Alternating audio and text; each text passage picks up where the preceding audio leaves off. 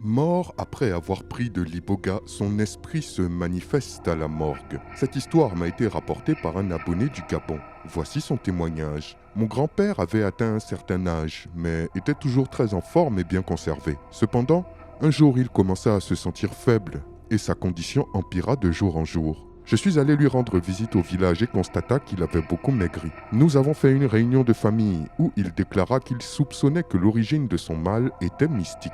Il nous a dit alors qu'il avait pris la décision de prendre l'iboga pour demander l'aide des ancêtres. Quelques jours plus tard, il se rendit dans le temple et commença à manger la plante sacrée. Cependant, il s'arrêta de manger l'iboga avant la fin normalement prévue dans le rituel.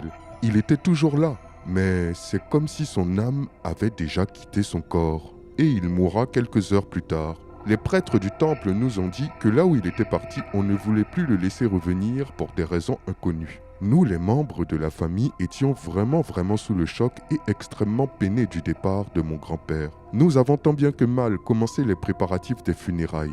C'est alors qu'un jour, ma sœur, ma mère et moi, en allant voir son corps à la morgue, il se passa une chose incroyable. Alors que nous étions en train de nous recueillir autour de sa dépouille, il y eut un puissant flash de lumière duquel émergea devant nos yeux ébahis l'esprit de mon grand-père qui était tout vêtu de blanc.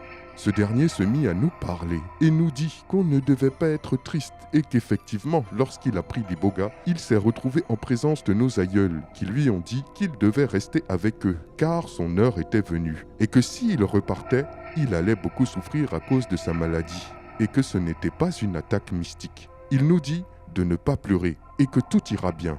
Puis, aussi brusquement qu'il était apparu, il disparut et nous laissa tous bouche bée. Depuis ce jour, j'ai compris que l'iboga était une puissance devant laquelle il fallait faire preuve d'un grand respect. Quelle expérience poignante et incroyable.